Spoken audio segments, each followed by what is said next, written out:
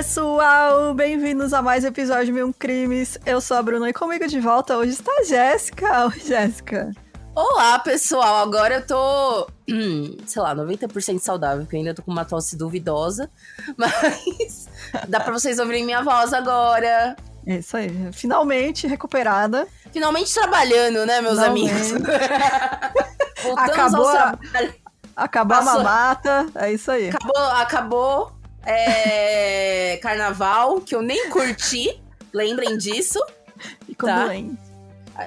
Agora é o quê? Agora, vocês não sabem, quem não sabe, né? Tô desempregada, inclusive se tiver emprego, indica. Mande jobs. Mande jobs.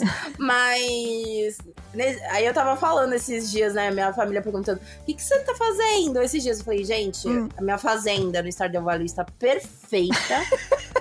Gente, que fazenda maravilhosa. Comprei mais 5 vaquinhas essa semana, inclusive. O meu The Sims, já estou na 4ª geração do desafio Not So Berry.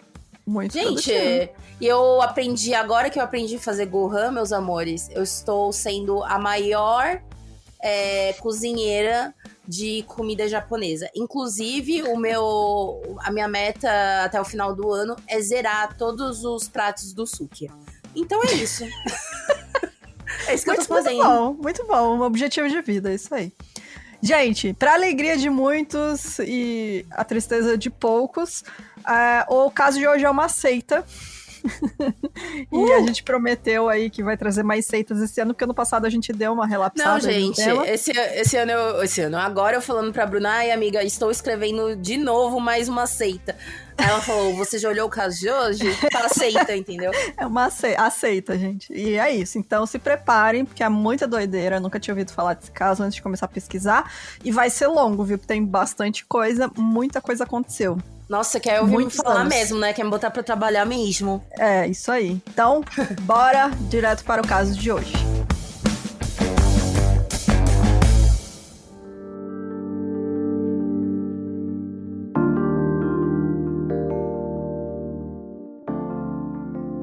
Então, a reabilitação para pessoas com vício em álcool ou drogas é algo que hoje em dia a gente já sabe, é muito estudado, já se possui meio que um consenso, né, entre esse processo que é tanto físico quanto psicológico sobre o vício. Mas nos anos 50, apesar de já existir organizações como Alcoólicos Anônimos, a dependência química de drogas, principalmente heroína e cocaína, era vista e tratada como um crime. Então, dependentes químicos não tinham outra opção, não que isso seja uma opção, mas ou eles iam presos ou eles eram internados em hospitais psiquiátricos em condições terríveis.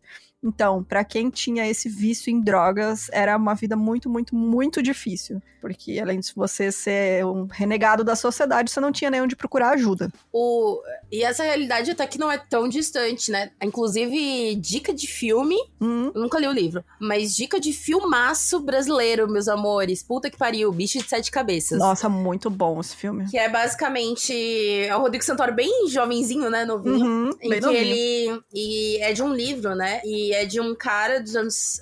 Era 70 ou 80, né, amiga? Acho por aí. Acho que é 70, que ele, enfim, ele é visto fumando maconha, a família não sabe lidar com isso, porque ele começa a questionar várias coisas na família. Joga ele, né, numa instituição de saúde mental, mas que no Brasil ainda chamavam de manicômio, né? E aí, imagina, uma pessoa que entra só porque é um maconheirinho e nesse meio, né? O livro chama Canto dos Malditos. Pra quem tiver interesse aí. Então, o autor, né, que é Austrégésilo, o nome dele, Austrégésilo, interessante. Ele, inclusive, foi um integrante muito forte do movimento antimanicomial. Isso, justamente pra essa experiência dele. Eu lembro dele em algumas entrevistas que ele deu na época, até, acho que no Jô, umas coisas assim, sabe? Porque até ele escrever o livro demorou também muito tempo, mano, porque ele passou fora do... Tem uma vida também fora, né? Que não foi filmada, né? Depois que ele chegou a usar várias coisas, enfim. Aliás, tá vivo ele hoje em dia? Não, morreu. Morreu em 2008. Nossa, já faz um tempo. Bom, voltando então, o personagem principal da nossa história aí com todo esse contexto é o Charles Dietrich.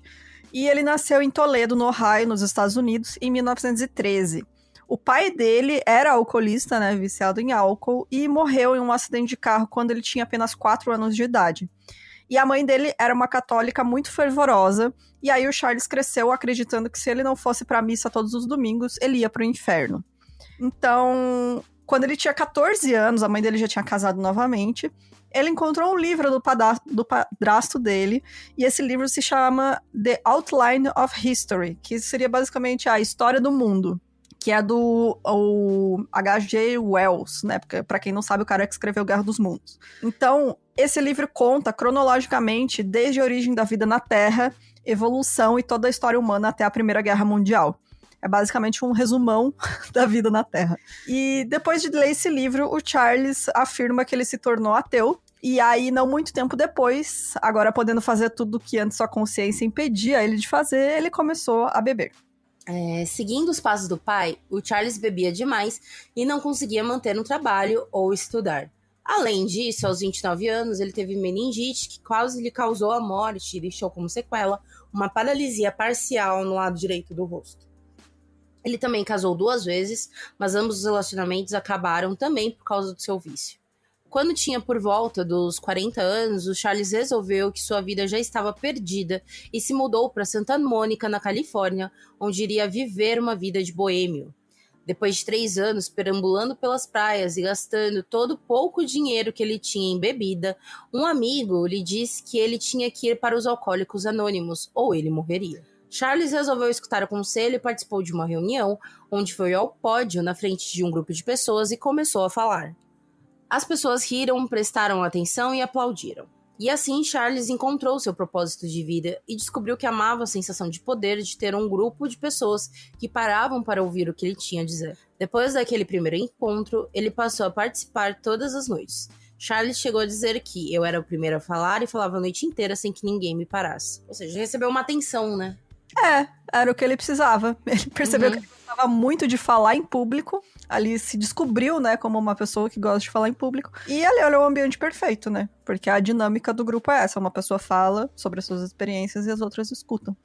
E até algum ponto ótimo, né, cara? Que muito bom, bom, né? Muito bom. Porque às vezes é isso, às vezes a pessoa vai no Alcoólicos Anônimos e consegue se dar bem porque ele tem acolhimento, ele tem apoio, Sim. ele tem, enfim, escuta, né? Exatamente. E eu não coloquei aqui, mas ele teve 2 filhos, um de cada casamento, um menino e uma menina. E ele não teve mais contato com esses filhos desde que ele se mudou, né? Foi embora. Então, sempre, né, menina? É isso. Mas ele, como uma pessoa com vícios e tal, acho que, né, foi meio que bom, assim, enfim. Depois de um ano sóbrio, o Charles, ele participou de algo que acontecia muito na época, que era uma experiência de LSD. Ai, eu gosto muito, assim, do lance, vou ficar chapado, mas não, gente. É em nome de algo maior, vou expandir minha mente. É porque eu vou expandir minha mente, não é porque eu quero ficar chapado. Imagina, não, nunca. Mas nesse caso era realmente em nome da ciência, porque quem tava fazendo esse teste era a Universidade da Califórnia. Não, aí faz sentido. Inclusive, gente, outra coisa, eu tô falando demais hoje, eu tô muito tagarela, né? Então, o que isso me lembra é um podcast que eu amo pra um caralho, galera, que chama Relatos Psicodélicos, onde é isso, né? Relatos relacionados a vários tipos de drogas, né? Desde o ayahuasca, cogumelo, MD, enfim. Mas o interessante é que desse podcast, né? Que eles pegam relatos famosos, tipo o Mike Tyson falando que ele lambeu o sapo e como foi isso, mas que foi no momento em que ele tava querendo sair da cocaína, né? Então ele tava utilizando outras drogas pra entender. Tem um relato, sei lá, do Will Smith quando ele tomou ayahuasca, enfim. E aí tem alguns episódios que, assim, eles, além de mostrar esses relatos, mostram os benefícios de algumas drogas na questão, sabe? E aí tem várias pesquisas estadunidenses, assim, e tem um, por exemplo, sobre o MDMA, que mostra que até, sei lá, estresse pós-traumático pode ser curado com MDMA, sendo que, teoricamente, não teria cura, assim. Então, essas pesquisas, assim, a gente zoa, mas na real, tipo, dependendo, fazem bem pra caralho, sabe? Não é aquela coisa do MK Ultra, né? Vamos controlar Não, mentes gente, pelo amor usando de ácido. Deus. Justamente, Não. essa que ele participou era uma... Hoje em dia também tem pesquisas que apontam justamente que o uso de ácido controlado, né? Em ambiente controlado, dosagem controlada, pode ser benéfico para pessoas com vício, principalmente em álcool. Então, se a pessoa usar, uma dosagem que as pessoas não necessariamente vai ficar chapadona, sabe? Exato, mas sim pra ficar funcional. Isso, e não é usar o tempo inteiro, é tipo 2 vezes por ano, sabe? A pessoa usa, isso diminui drasticamente a chance dela voltar a ter o vício. Enfim, ele participou dessa experiência, acho que nessa época não tava tão controlado assim. Foi em 1957. E aí, enquanto os outros... Eles aguentam, né, galera? Então, era a fase inicial ainda dos testes, né? Enquanto os outros voluntários sofreram, assim, fiquei mais sensível, né? Melhoria sensorial, alucinação e não sei o quê. Teve essa experiência, né? A experiência do Charles foi bem diferente, porque ele se lembrou de ter apenas sentimentos de onipotência e onisciência. E aí ele finalmente encontrou um poder superior, né? Que ele podia seguir com segurança, que era ele mesmo. Claro. Ele disse que essa experiência mostrou pra ele tudo que a Synanon seria, antes dele saber o que era a Synanon. Então, assim, quando ele saía das reuniões do AA, o Charles convidava outros membros a irem pra casa dele pra conversar, porque ele gostava muito de conversar. E aí eles ficavam lá conversando, comendo sopa, tomando café, aquela roda, né, de conversa. E aí esses encontros também eram uma forma de terapia em grupo. E aos poucos o Charles foi deixando de ir aos encontros oficiais do AA, mas mantinha as reuniões em sua casa com cada vez mais frequência. Só que ao contrário da dinâmica do Alcoólicos Anônimos, onde o objetivo é não ter um líder, né, porque todo mundo é basicamente igual, passando pelos estágios diferentes do programa, né, você só tem lá o padrinho, mas não tem, assim, um médico, um psicólogo, sabe? Não, é todo mundo igual, todo mundo ali tem o seu problema com o vício e está se ajudando a superar isso. Teoricamente é bom porque você também vê reflexos, né, do que você tá passando, né? Exatamente, é uma dinâmica muito boa. Porque aquela pessoa entende o que você tá passando, né? Não é um médico que nunca passou por aquilo, né? E só que aí nos encontros particulares dele, o Charles era a figura central que mandava em tudo e que falava mais. Né? E aí ele acabou criando essa dinâmica ali, gostando desse sentimentinho de poder que ele passou a ter. Ai, que merda, né, galera? Assim, gente, até um ponto, essa história é maravilhosa de boa, assim, é uma coisa legal, uma coisa bacana que estava acontecendo. Mas infelizmente não estaria aqui se fosse isso, né? Não estaria no um crime se fosse de boa. Exatamente. Bom, a fama de Charles foi crescendo aos poucos e seu programa também dava certo e ajudava pessoas a largarem o vício em álcool. Ele era direto, rígido e carismático. Mas as coisas começaram a mudar quando o primeiro dependente químico entrou para o grupo, um jovem chamado Whitney Walker, que recém havia sido liberado da prisão. É que aí também há uma diferença entre o... Como é mesmo? Alcoolista, né? Pro dependente químico. São outras coisas, porque dependência química é muito fisiológica, né, na verdade. Não que do álcool também não seja, né? Mas é o lance do... exatamente, você desintoxicar um corpo do álcool, pesado e tal. Mas, por exemplo, se pega pra desintoxicar um corpo do crack, é outra tour. Pesado. Sabe? Que aí talvez seja necessário um acompanhamento médico, um acompanhamento psicológico. Não sei, tá, gente? Isso daí tira no meu cu, mas acho que sim. Conforme foi vendo que o programa de Charles para ele largar as drogas dava certo, ele foi trazendo mais conhecidos que também eram dependentes químicos. E com isso, Charles ganhava ainda mais poder sobre aquele grupo de pessoas que agora viviam com ele, pois não tinham mais pra onde ir. Gente, tá aí, né, cara? Onde ele pode se esbaldar, porque é um bando de pessoas, literalmente, que dependem a vida, estão com a vida nas mãos dele, e que provavelmente não tem mais família, não tem mais ninguém, enfim, né, por conta dessa dependência. Essas sessões começaram a ser chamadas de Synanons, que seria a junção das palavras simpósio e anônimos. Charles emprestava seu sofá e colchões para os primeiros dias de recuperação, que eram mais difíceis, e depois essas pessoas participavam das reuniões. Para Charles, quem era dependente químico precisava ser tratado como uma criança, e os participantes mais novos começaram a chamá-lo de pai. A gente tá vendo a construção da merda. Uma dinâmica que não é tão saudável assim. Exatamente, dependente químico não é uma criança. Tá zoado, mas porra. Exatamente, é.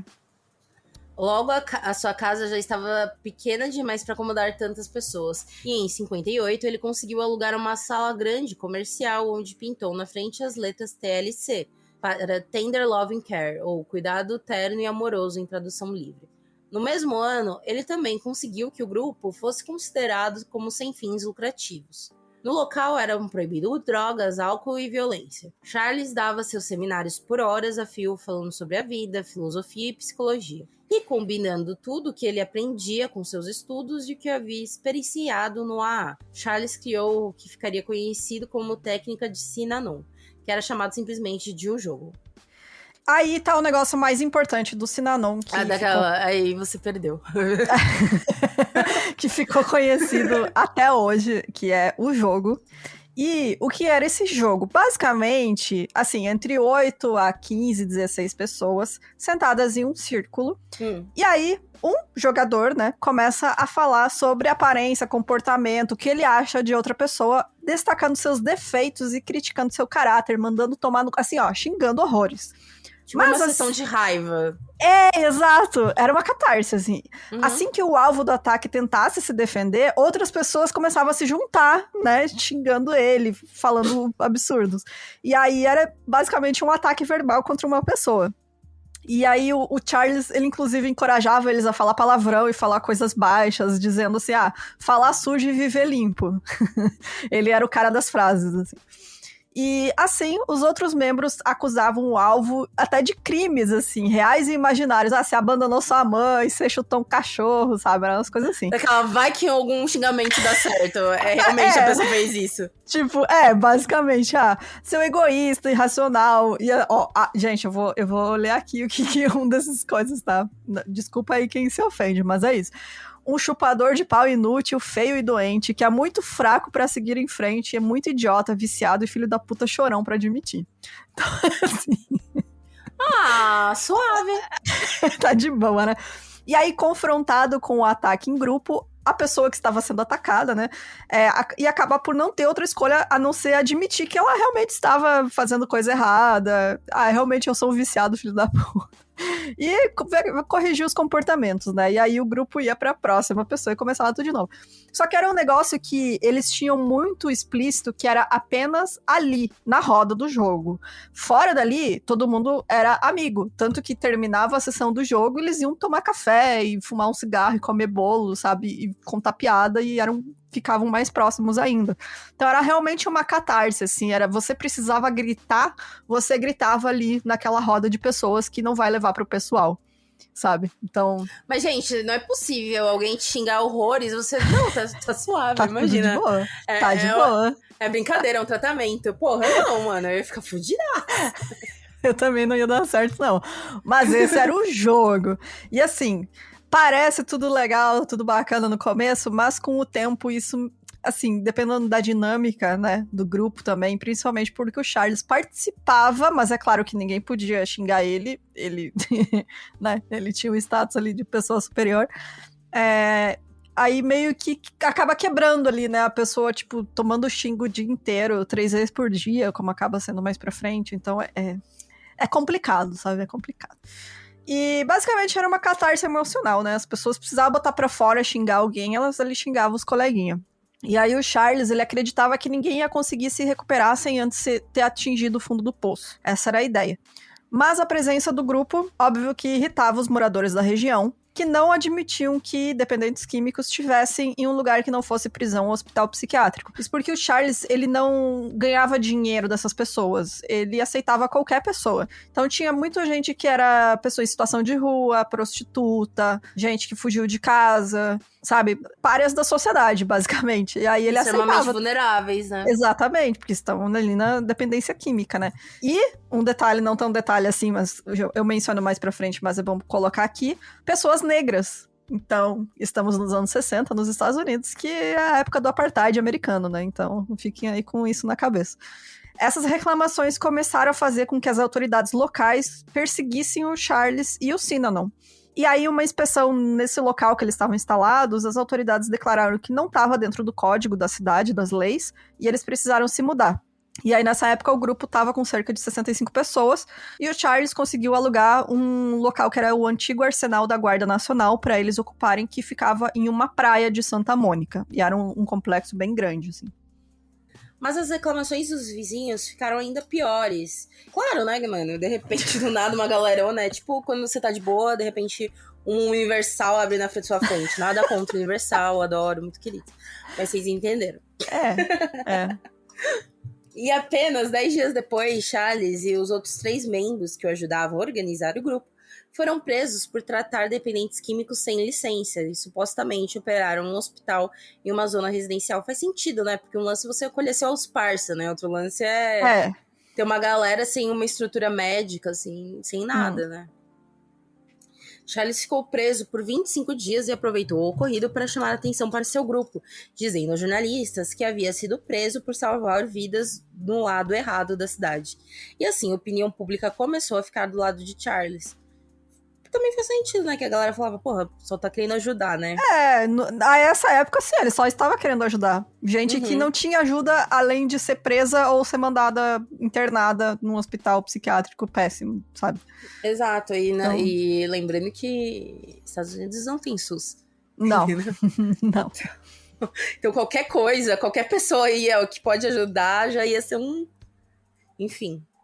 Diversos artigos foram publicados em jornais e revistas mostrando o método revolucionário e eficaz de amor bruto de Charles com o Synanon. E logo as pessoas estavam doando dinheiro para eles. Charles era uma figura carismática e sabia muito bem como falar em público. Quando um novo membro entrava para o grupo, ele os recebia com a frase: "Hoje é o primeiro dia do resto de suas vidas". Ele também afirmava ter uma taxa de sucesso de 80% em recuperação de dependentes químicos, que é, né, uma taxa ótima. Coisa dele, né? Nunca foi comprovado. Ah, tá, entendi. Justo. Tá, assim, era a propaganda dele. Posso dizer que com 80% de certeza, ultimamente minha vida gamer tá sendo maravilhosa. Tipo isso. Fontes de mim, né? Synanon se transformou em um internato. Quem entrava e passava pelo processo de abstinência nos primeiros dias e depois começava a ser entregado na rotina de Synanon. Havia trabalho braçal, o jogo era feito 3 vezes por semana. Gente, pra mim seria tortura. Assim, esse jogo já não ia gostar. E também tinha aulas de arte, música e teatro. Café, cigarros e sanduíches de pasta de amendoim eram distribuídos livremente. É que lá não tem fruta, né? É porque o Charles gostava muito de sanduíche de pasta de amendoim. E assim, a gente vai ver mais pra frente, que tudo que ele gosta... tudo que ele gosta, todo mundo tem que fazer. Ou tudo que ele não pode fazer, ninguém pode fazer. Basicamente isso, sabe? É o dono do parquinho. Ele decide. Dono da bolas. Bom, muitos músicos de jazz participaram do Synanon, o que levou até a produção de um álbum chamado Sounds of Synanon, onde todo sábado era feita uma grande festa de música de jazz, tudo sem álcool ou drogas e aberta ao público. Então até eu participaria. Gente, muito legal, não, tô dizendo da festa. Mas assim, nessa época era um movimento muito bacana mesmo. Era muito legal. Porque assim... Tem cultura, entretenimento. Tem cultura, ele dava trabalho também, a oportunidade de trabalho para as pessoas, porque ele começou a... Assim, os membros, né, o pessoal ia se recuperando ali da dependência, e aí ele falava, beleza, vocês agora precisam se preparar para a sociedade, né? Voltar para a sociedade, ser inseridos de volta. E aí, o que ele fazia? Colocava eles a entrar em contato com organizações para pedir doação para eles, ou dinheiro. E aí ele começou a fazer grupos do jogo em universidade, em locais públicos, para trazer outras pessoas, e aí ter esse marketing, né? Trazer uma visibilidade, né? Exato. Então, ele colocava essas pessoas para buscar recurso, eles ganhavam bastante doações de alimento, de roupa, de móveis. E ele também começou com as doações em dinheiro, ele adquiriu alguns postos de gasolina. E aí essa galera também trabalhava no posto de gasolina para manter ali o lugar, né? Tipo, eles não ganhavam muito dinheiro, mas eles estavam trabalhando. E o dinheiro ali do posto era para manter o grupo, né? Basicamente. Então, era um movimento social muito bacana nessa época, porque, como eu comentei, Estados Unidos segregacionista, apartheid racial, e existiam ali as pessoas negras e brancas integradas em uma mini sociedade, né? E isso chamava a atenção de muita gente que não concordava com o segregacionismo. Isso lembra, em questão disso, um pouquinho, né? Obviamente que em outra esfera de Jonestown, né? De ser uma igreja que tem uma ascensão também para essa questão de não ter um preconceito racial para você participar, né? Exatamente. E tanto que o Synanon, eles contribuíam com os Panteras Negras. Que é a mesma coisa de Jonestown. Parte dessas doações ali e tal de comida, eles davam para os Panteras Negras porque eles tinham aquele programa de café da manhã, né, para as crianças e tal. Então, eles faziam isso. Alguns participantes do Panteras Negras também participavam de algumas reuniões, enfim. Era uma relação amigável, assim, que eles tinham. Não eram tão envolvidos, mas eles ajudavam, sabe? Acho que talvez difere nessa questão, que o lance é você doar coisas, né? Uhum. E no caso que a gente fala do Jim Jones, ele estava envolvido a movimentos, né? Exato. E é uma das coisas que mais chamava atenção nessa época, né? Era o fato do Charles não ter essa política segregacionista, né? Todas as pessoas eram aceitas no Synanon, e com isso, muitos dependentes químicos que já são um grupo vulnerável e que eram pertencentes a grupos mais vulneráveis ainda, como prostitutas, pessoas negras e pobres, tinham ali um espaço que elas nunca teriam acesso no mundo real. Então era meio que um refúgio mesmo para muita gente. Uma dessas participantes era uma mulher chamada Betty, que era uma prostituta negra que entrou pro programa em 59 para largar as drogas, e ela acabou se envolvendo com o Charles, e eles tiveram um relacionamento e se casaram, e a Betty passou a ajudar na organização do grupo. Ela era tipo uma figura, assim, bem de mãezona, assim, mais pra frente pra muita gente. Ela ajudava muita gente dentro do Synanon. E é muito louco, né, que na seita sempre tem uma figura feminina, né, sendo mãe, sendo uma figura maternal, que talvez deve faltar muito pra essa galera. São pessoas que às vezes vêm de famílias desestruturadas e tal, né? Então, o Charles já é um cara mais velho, assim, e você vê fotos dele, ele tem aquela pose, sabe, de cara durão, assim, mais velho. E aí, era essa figura, né? A figura do pai e da mãe, que estão ali pra essa galera. E como eu comentei... gente, uma sugestão aí pra vocês. Tem um documentário incrível, que acho que são 4 episódios, Born in Synanon, que é de 2023, saiu no ano passado, acho que em dezembro ou outubro, não lembro. São 4 episódios... foi em dezembro. São 4 episódios e é muito, muito interessante, porque é a história de uma mulher que nasceu dentro do Synanon, dentro da seita ali, né? E os pais dela se conheceram por conta da Synanon e eles saíram quando ela tinha 6 anos. Então ela já tá adulta e ela trabalha fazendo filme. E aí ela vai atrás de filmagens da época que ela quer entender, né? Como é que era, da onde ela veio, enfim. Ela tem essas dúvidas. E aí ela começa a ir atrás de pessoas que participaram também. Então tem depoimentos das pessoas que estavam lá desde o início, gente que entrou depois, assim, é super, super legal. Esse documentário é muito interessante, gente. Então, fica aí a indicação. E, então, o senador Thomas J. Dodge declarou que a Synanon poderia liderar o caminho no futuro para um tratamento eficaz, não apenas para os viciados em drogas, entre aspas, mas também para criminosos e delinquentes juvenis. E sempre eles estavam chamando muita atenção, né, por esse tratamento não convencional de dependente químico, que era basicamente tratar eles como gente. Então... tá feito um bando de lixo, um bicho, mano. Né, tipo, não é jogar numa cela de prisão ou internar num hospital com péssimas condições, né, de higiene, enfim. E aí tinha muito cientista social que ia até lá pra ver com os próprios olhos, né, e... Synanon estava tão na moda nos anos 60, final dos anos 60, que chegou a sair um filme, porque Hollywood, né, tava aproveitando ali o bafafá. Esse filme foi lançado em 1965 e se chama Synanon, e ele é estrelado por Edmond O'Brien como Charles e a Eartha Kitt como Betty. Então, ali um elenco de peso.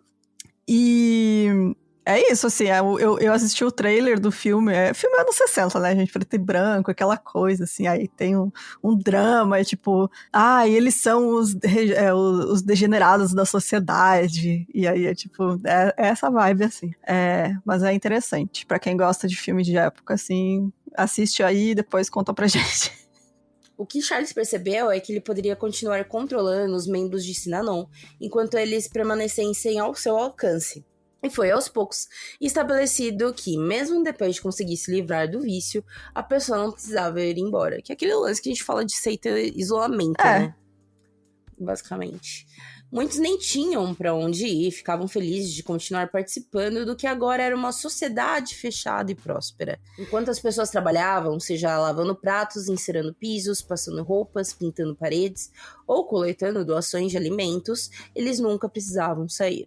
E até então, né, era tipo, vai se formando uma comunidade. Era assim, até aqui, tudo ótimo. Era bem bacana, realmente era um movimento social, assim, muito bacana pra época, que não se via em outros lugares, né, justamente por conta do apartheid racial. Então, ali era meio que um espaço seguro, sabe, para as pessoas. Uhum. Bom, Synanon também seguia a política de autopoliciamento. Esperavam que você denunciasse aqueles que violavam as regras. Aqueles que relaxavam ou denunciaram outra pessoa eram repreendidos no jogo. Aqueles que contrabandeavam alguma coisa recebiam um corte de cabelo, que era uma repreensão particular de um membro sênior. Infrações repetidas levavam à expulsão. Nos anos 70, Synanon já havia virado uma febre social. E Charles resolveu aumentar o foco e o alcance, abrindo a possibilidade de participação para pessoas que não eram dependentes químicos. Aí, né? É porque, como eu falei, tava virando um movimento social. Então tava chamando a atenção de muita gente que queria participar daquilo, mas que não era dependente químico, né? Não precisava disso. E também poderia ser pessoas, sei lá, marginalizadas que viam ali um momento de se unir, sabe? Então, no documentário é interessante porque ela entrevista muitas pessoas, inclusive os pais dela eram essas pessoas que não eram dependentes químicos. E eles são chamados de quadrados. Eles eram os quadrados. Quem não era dependente químico ou alcoolista, enfim. E aí os quadrados eram pessoas que, assim, não estavam felizes com o estado atual da sociedade. Então, ela fala, é um cara que, ele achava uma merda ter o apartheid racial e ele não podia discutir sobre isso e falar contra sem ser repreendido, sabe? Então, e a mãe dela também era uma mulher negra, filha de uma mãe branca que nunca se encaixou onde ela morava.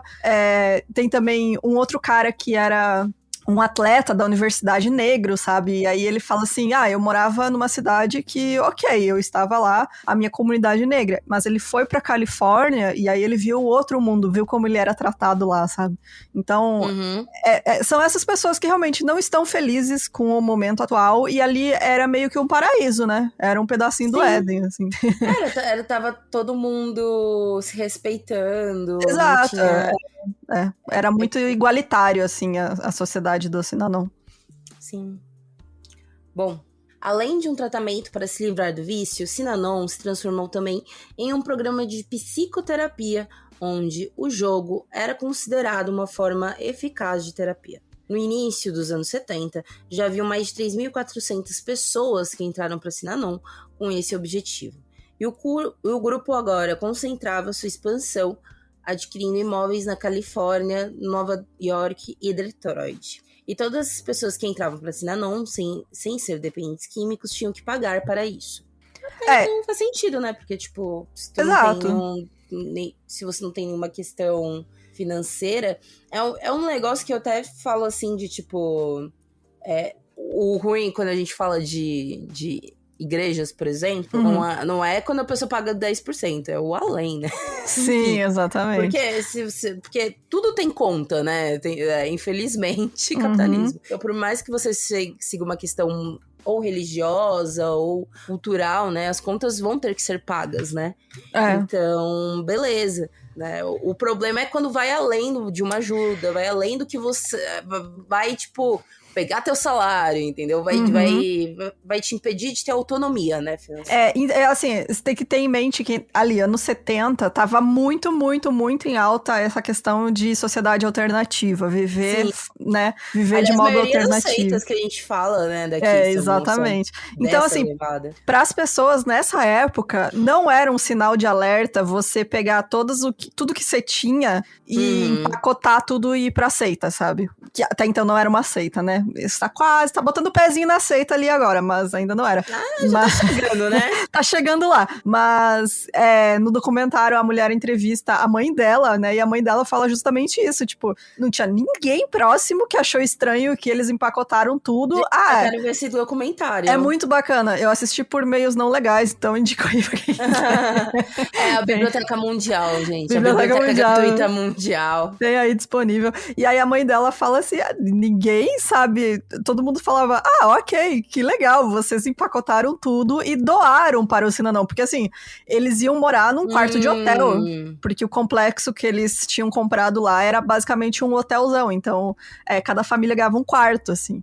Então, era o casal e uma criança morando num quartinho. E aí eles doaram os móveis, doaram as roupas a mais que ela tinha. Então, tudo isso foi passado para a seita.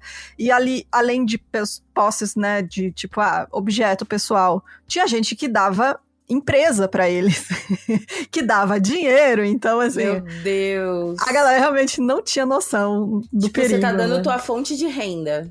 Aí, porra, né? Basicamente. Aí, porra, tá pedindo, né? E bom, nem mesmo o Charles estava considerando a Synanon apenas como um programa de tratamento para vício. Ele considerava que Synanon era uma sociedade, um experimento social com objetivos que sempre mudavam. E em 74, o governo federal concedeu à organização o status de religião.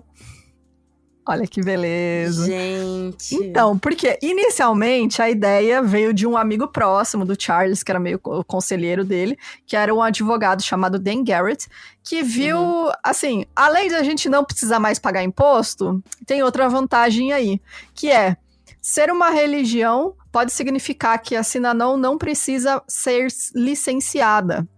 E ele também destacou que isso eliminaria...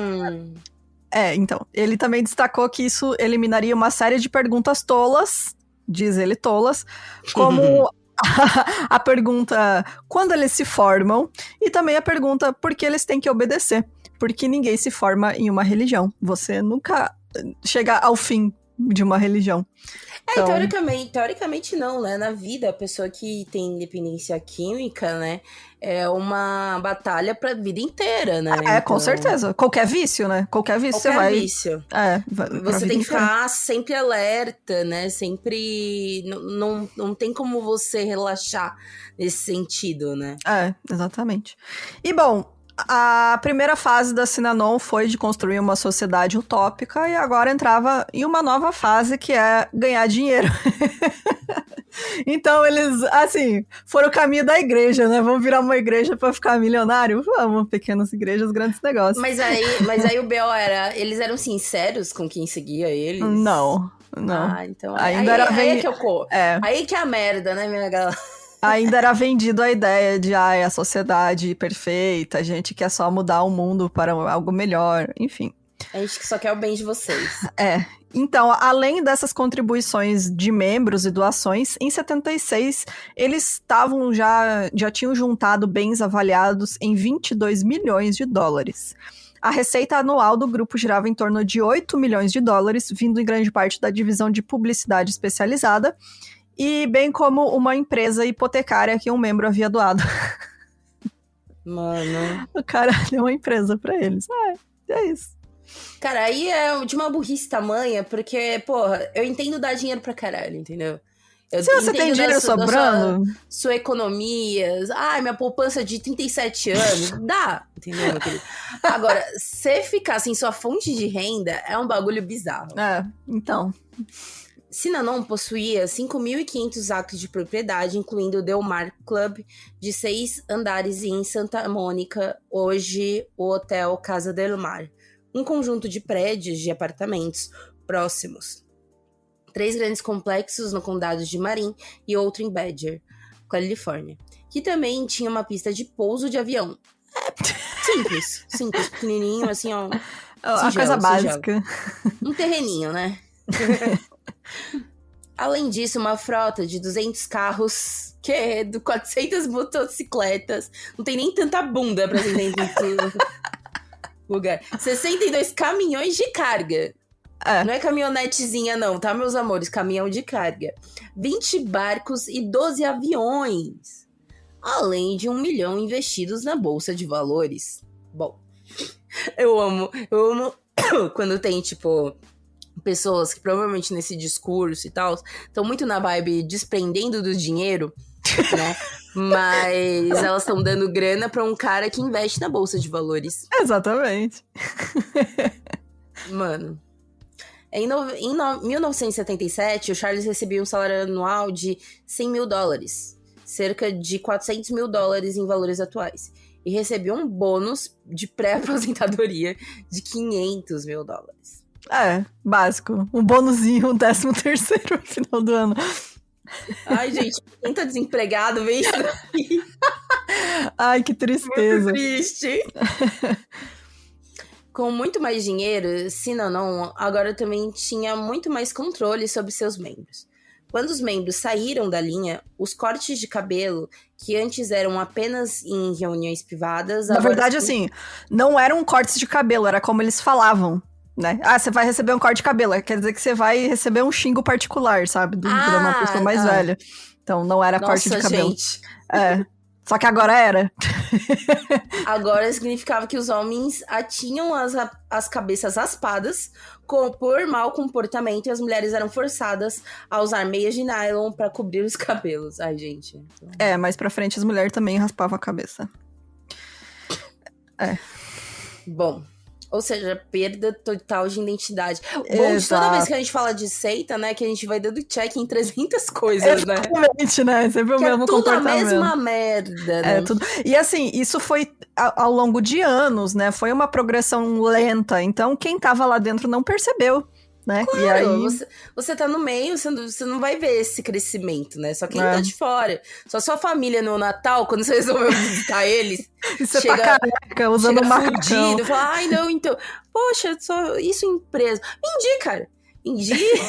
Não vendeu. Doei. Não, você doei. Doei. Eu tô desapegado, sabe? Tô desapegado. Enquanto o sexo era desenfreado nos primeiros dias de Synanon, eu acho que também é importante, até porque você já tá fudido, entendeu? Tá careca. Mas agora não mais, agora acabou a mamata também, literal. Meu Deus, não pode nem... A única alegria do pobre... A única alegria do pobre. Não pode não mais, tá proibido. Tá proibido. Agora os membros tinham que pedir permissão a um ancião. Já tem ancião, gente. Ancião. O bagulho tem 5 anos. Não, aí já tinha uns 15 anos. Assim. Mas mesmo assim, ancião, saca? Não, eram as pessoas que o Charles escolhia pra serem ali os capachos dele, eu adoro quando tem esses rolês de anciãos, né? Antigos. Aí vai ver o cara adolescente, 17 anos. Mas enfim... o ancião do Synanon tinha que pedir permissão pra ele para namorar e eram forçados a seguir um ritual de namoro estrito e celibatário. Ah, galera. Ah, meu amor. Porra. Incursões eram rotineiramente realizadas nos quartos dos residentes para confiscar bens pessoais excessivos. Né? E Charles e seus ajudantes mais velhos instigavam as novas regras arbitrárias, como o dia de 24 horas, em que metade de Synanon iria trabalhar à noite, enquanto a outra metade trabalhava durante o dia. Uma força policial de Synanon patrulhava as ruas próximas em busca de membros que pudessem estar infringindo regras. Aí já virou bagunça. Aí já tá 100% seita, né? Ali você tá controlando todos os aspectos da vida das pessoas, do básico até o mais absurdo que, né, a vida sexual ali. Então... E eu gosto. Enfim, o que eu acho interessante, essa é o melhor, é que a gente fica falando, mano, nem fudendo entraria num bagulho desse. Mano, bando de burro do caralho. Mas, até agora, a gente tava falando que, poxa, faz sentido. Até poucos anos atrás, né, que eles existiam, Sim. Tava tudo ótimo. Porra, olha que legal, gente, os caras. Até menos de minutos atrás, a gente tá falando, poxa... Concordo, olha que ideia legal, né? Que ideia bacana. A sociedade alternativa. Mas e aí nessa época aí já tava, eles davam a desculpa de tipo, raspar a cabeça, porque quando você entrava, você tá no fundo do poço, você raspa a cabeça. Conforme você vai sendo reinserido à sociedade, só que não mais, porque eles não saíam mais de lá, o seu cabelo também vai crescendo. Só que, né, ninguém deixava crescer, ficava raspando. E eles também tinham um novo uniforme, porque o Charles começou a usar só macacão, aí ele botou que todo mundo tinha que usar macacão. Aqueles jeans, assim, de trabalhar de fazendeiro, sabe? Uhum. E ele disse que era porque logo que assassinaram o Martin Luther King, ele foi dar essa notícia, né? Martin Luther King, usam tanto o nome dele em vão. Então, coitado. Ele era uma figura muito importante, né? E aí o Charles foi dar essa notícia, as pessoas ficaram realmente devastadas no Synanon também, porque ele era uma figura, um símbolo também pro que eles faziam lá, no início, né? E aí ele falou, e a gente quer lembrar ele não pelo assassinato dele, mas pelo trabalho que ele estava fazendo. Então, a gente vai se vestir como trabalhadores agora, que seria aqueles macacão de trabalhador, né? De trabalhador de fábrica. Não tem sentido nenhum que esse mano... É a desculpa que ele deu, sabe? Então, assim, é porque ele queria usar macacão. Todo mundo tem que usar macacão. Então, ele gostou do estilo, sabe? Adotou ali a vestimenta. E aí, se você procurar imagens do Synanon escreve com Y, pra quem não viu ali o título do episódio. Mas se você procura... com S, que dá um incômodo em pessoas que escrevem em português. Exato. Você vai achar só fotos de, tipo, a maioria das fotos, né, são grupos de pessoas carecas de macacão. Que é uma cena bizarra, né? E bom, além de tudo isso, o jogo também ficou mais intenso, né? Que era ali o pilar central do Synanon. O Charles criou algumas variações. Eu só queria dizer aí que toda vez que eu falo do jogo, eu lembro eu não tenho maturidade. Porque lembra do jogo. O jogo. Essa pra quem Perdi. Perdeu. Essa pra quem é velho da internet. Perdi demais nesse episódio. Se você não sabe... se você não sabe o que é isso, sinta-se feliz, porque pra mim é um dos memes mais chatos que existiu na internet. Não era! Nossa, é insuportável, amiga, é chato. Eu acho chato. Eu me sentia parte de um grupo invisível, mas a internet. A internet inteira, né? Esse grupinho de pessoas. Enfim, né? O Charles criou variações do jogo, como a que ele chamou de A Viagem, que aí era a versão hardcore, que eram sessões que duravam até 48 horas de pessoas se xingando. E aí, não podia dormir, então... Galera, não tem saúde mental. Não, cara, você quebra a pessoa. E aí, falta de sono, intimidação interminável. E assim, eles também estavam usando um tabuleiro Ouija. Então, ali, já tava, sabe, tentando influenciar a galera. E aí, as pessoas chegavam a desmaiar e ter alucinações durante essas sessões. E algumas dessas pessoas chegaram a declarar que o Charles era seu deus e salvador. Então ali ele tá full líder de seita, né? Ele já é o cara ali, tá no lugar de Deus. E os residentes agora eram proibidos de sair do complexo, e o Charles acreditava que os participantes que saíssem do programa iam imediatamente voltar a se envolver com drogas. E aí o Charles, como eu comentei, ele controlava tudo no Synanon. Eles só podiam seguir aquilo que ele também era obrigado por questões de saúde. Porque assim... Lá no início, eu tinha falado, eles distribuíam sanduíche de amendoim, de manteiga de amendoim, cigarro e café à vontade. Só que aí, quando o Charles, o médico, falou, você não pode mais comer açúcar e grãos refinados, não posso mais comer sanduíche de pasta de amendoim, então baniu, não pode mais ter sanduíche de pasta de amendoim. Não ensina, não. Eu não posso, é o Kiko, né, cara? A minha bola, as minhas regras. Eu não posso, ninguém mais pode. É tipo quando você não quer X ingrediente, aí você fala, sou alérgico. É tipo isso.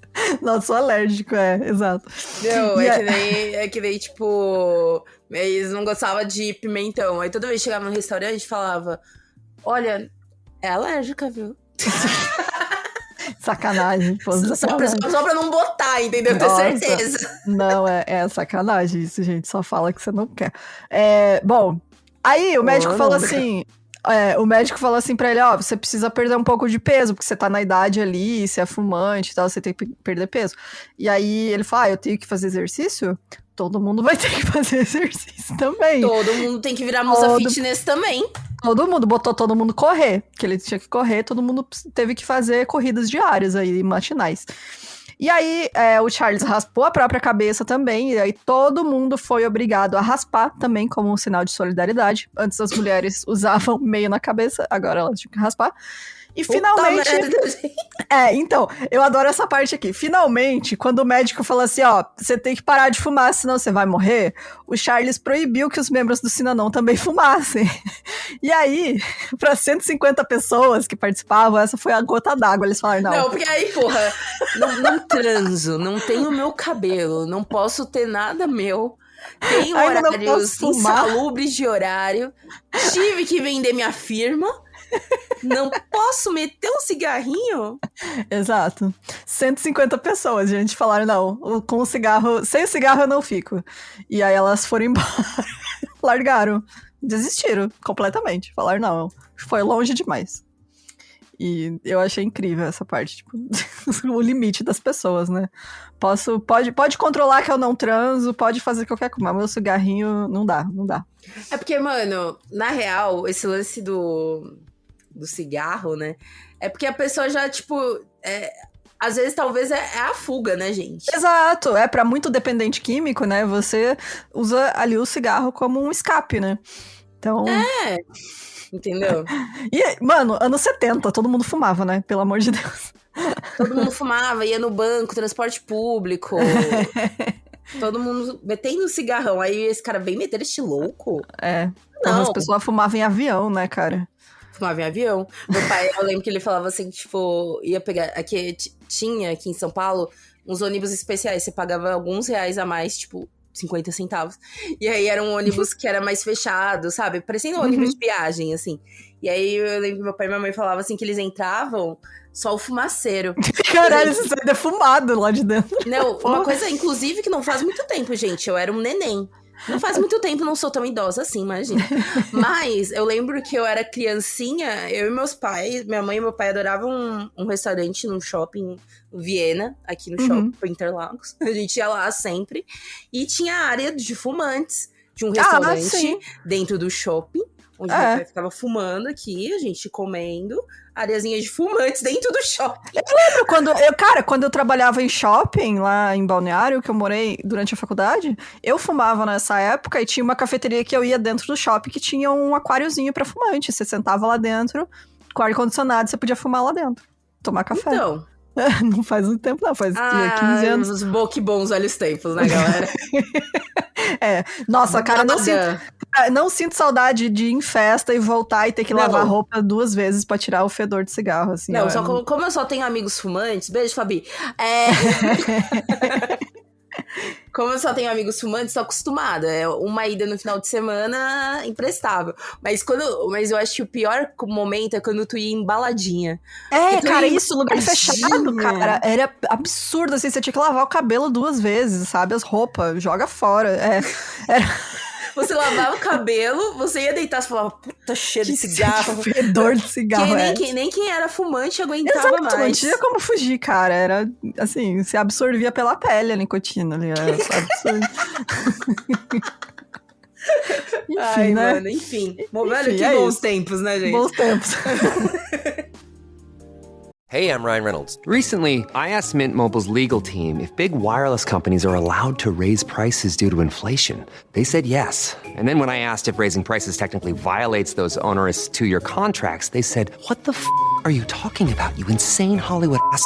So to recap, we're cutting the price of Mint Unlimited from $30 a month to just $15 a month. Give it a try at mintmobile.com/switch. $45 upfront payment equivalent to $15 per month. New customers on first 3-month plan only. Taxes and fees extra. Speed slower above 40 gigabytes. See details.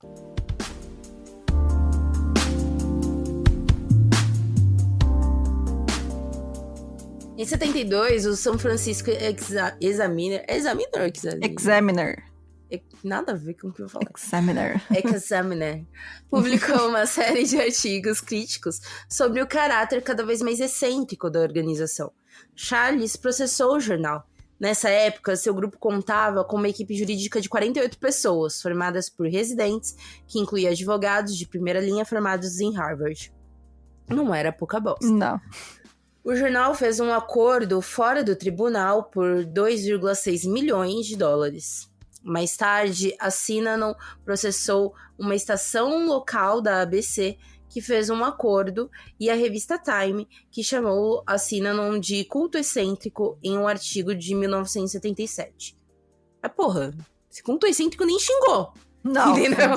Falou verdades, né? Exatamente. Não, a gente não é excêntrico. Aliás, fulaninho já raspou a cabeça? Foi isso. Os repórteres foram ameaçados e o editor-chefe da Time foi parado em frente ao seu apartamento por 2 homens de cabeça raspada que lhes disseram: vamos arruinar a sua vida. No verão de 73, ocorreria um incidente que mudaria profundamente a comunidade Synanon para sempre. Charles estava participando de um jogo, mas uma das suas integrantes femininas não demonstrava nenhum respeito por ele e interrompia suas declarações. Enfurecido, ele se levantou, foi até a mulher e despejou uma lata de cerveja em sua cabeça. A regra da não-violência havia sido quebrada, e por ninguém menos do que o líder do grupo. Aí, né, porra, hein?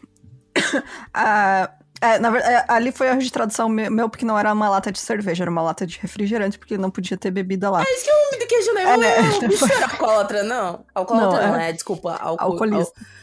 Meu Deus, eu sei. Alcoolista. Não, mas segundo o documentário também, algumas pessoas falavam que tinha gente lá dentro que contrabandeava bebida também. Então, assim, não era tudo 100%, né? Porque, mas aí até porque já tinha muita gente, né? Isso que eu ia falar. O controle já não é muito grande. Sim. E, gente, até quando você... quem já foi internado, nunca foi internado, mas eu tenho vários amigos que foram. Todo mundo fala sobre fazer álcool dentro desses lugares muito restritivos, né? Sim, sim. Então acontece mesmo. Bom, enfim, essa ali foi meio que um ponto de virada, né? Porque até então... a violência era psicológica, né? A violência era verbal ali. Ele exercia o controle sobre as pessoas, mas a partir do momento que ele cruzou essa barreira, né? Jogou uma lata de refrigerante na cabeça da menina, despejou. É violência física. Você está partindo para a agressão física. Então, ali meio que parece que virou a chavinha na cabeça de todo mundo, sabe? Tipo, putz, agora, né? Tá liberado. Pro Charles, pelo menos. E aí, nessa época, o governo da Califórnia começou a enviar adolescentes que, na época, eram considerados delinquentes, né? Adolescentes infratores, para o Synanon. Porque ou eles eram enviados para internatos ou para prisões juvenis. E aí, como o Synanon já tinha recebido por muitos anos as pessoas que eram dependentes químicos, o governo falou assim, vamos mandar os adolescentes também para lá. Só que, ao contrário dos membros que entram lá por conta própria, esses jovens não estavam, assim, muito dispostos a mudar ou seguir regra. Afinal, são adolescentes, né? Adolescentes, ainda mais delinquentes, né? Então, eles eram conhecidos dentro do Synanon como o Esquadrão Punk, o que eu acho foda pra caralho. Se eu fosse, eu ia gostar muito de ser chamado Esquadrão Punk. Só que, né, eles controlaram adolescentes, gente, ali, adolescentes revoltados pela situação que eles se encontravam. E aí o Charles, pra controlar eles, ele liberou que eles recebessem punições físicas. Então, esses adolescentes eram espancados até que obedecessem. Nossa, mano. Então, nada diferente dos internatos ou prisões que eles iriam ser mandados, né? Se não fosse pra lá. Basicamente, ele tirou todo a questão de falta de cuidado com dependentes e restou a falta de cuidado com dependentes. Exatamente, foi isso. E, assim, uma coisa que eu achei muito curiosa, pra não dizer, assim, é triste também, mas, né, por um lado... Não, é triste mesmo. Porque, assim, a maioria das seitas que a gente vê, eles meio que querem que as pessoas tenham filhos pra você ter mais pessoas dentro da seita, né? Você vai criar aquela criancinha ali, vai moldar a cabeça dela. Fazer, de vez, uma comunidade ali, onde a pessoa não vai sair, porque o teu filho tá ali, tua família tá ali. E assim, você molda a cabeça daquela criança desde cedo pra acreditar nas coisas que você quiser. Só que o Synanon não incentivava que os membros tivessem filhos para eles serem criados dentro do grupo. O Charles, ele via crianças como um gasto para a organização. Ele não queria saber de criança, tanto que ele abandonou os 2 filhos dele, né? Dos primeiros casamentos. E assim, ele chegou a declarar que não havia lucro nenhum para a comunidade criar seus próprios filhos e que cada bebê que nascia de uma mulher Synanon ocupava uma cama e gastava entre 100 e 200 mil em energia. Então, assim... Tem nem sentido. Ele... Pra quem ainda assim queria ter filhos, o Charles tentava desencorajar eles e dizia pras mulheres que parir era mais como defecar uma bola de futebol do que qualquer outra coisa. Eu não sei como ele sabe disso, porque ele é homem, né? Um homem cis, então ele não tem vagina, ele nunca pariu. Então ele não tem como saber como é um parto. Exatamente. E ele não sabe que nem... um lance que a gente tem que prezar é a autonomia da mulher. Se ela tem vontade de engravidar, enfim, né? De ter um filho. Exatamente. Tem a ver com a autonomia de corpo, autonomia sexual, enfim. E muitas crianças, teve muitos casos de crianças que nasceram dentro do Synanon, que os membros foram lá, sequestraram essas crianças e colocaram pra fora, assim, né? Colocaram em orfanatos ou doaram pra outros casais. Puta, que triste, velho. Sim, é muito triste. Só que agora vem uma parte pior ainda, que... Meu Deus, gente. Eu acho que isso aqui é pior. Pra mim, basicamente a tortura. Que é, assim, o Charles falou assim, vamos resolver de vez essa questão aí de não ter filho. E aí ele encontrou a solução perfeita. Todos os homens teriam que receber vasectomia. E as mulheres que engravidassem seriam obrigadas a abortar. Caralho, que violento. Muito violento, muito. Assim, ele não conseguiu forçar todo mundo, mas foi uma boa parte ali dos membros.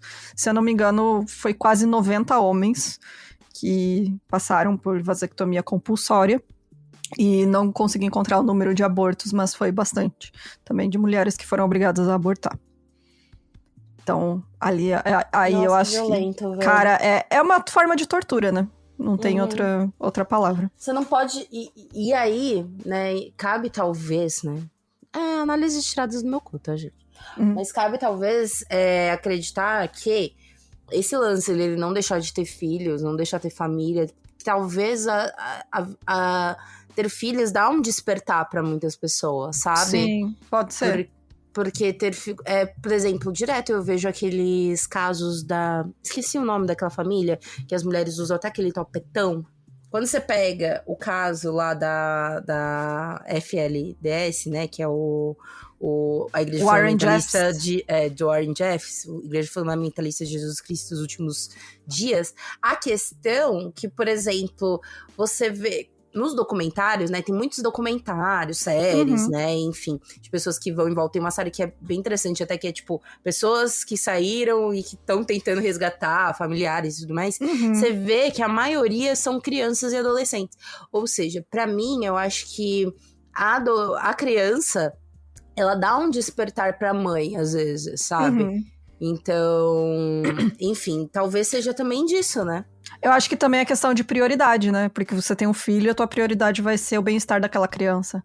Exato, então, também. Né? E não é mais a organização, não é mais o Charles ali, que é o principal preocupação daquela pessoa. É a criança. Então, acho que é isso que porque ele queria ter o controle supremo de todo mundo, né? Sobre todo mundo. Então, acho que é isso. Ô, DJ, pode cortar essa parte que eu fico buscando aí, idiota. Bom. A segurança privada, feita pelos membros que agora eram chamados de sinonitas, se transformou em uma organização paramilitar chamada de Fuzileiros Imperiais, com sua própria arte marcial chamada de Sindo. No final da década de 70, eles já acumulavam um arsenal de armas e membros do Synanon e já estavam ficando violentos com as pessoas de fora. 2 fazendeiros foram atacados por sinonitas e 2 casais foram espancados por terem estacionado no complexo de apartamentos da seita. Em abril de 1977, a esposa de Charles faleceu. Charles imediatamente anunciou que estava aceitando candidatos a serem sua nova esposa. The Bachelor versão. Foi tipo isso. E 6 mulheres se voluntariaram. Entre elas, Charles escolheu Jeanne Shoren, de 31 anos, que era professora em uma das escolas do complexo. Pouco depois, ele decidiu que o casamento não deveria ser mais permanente.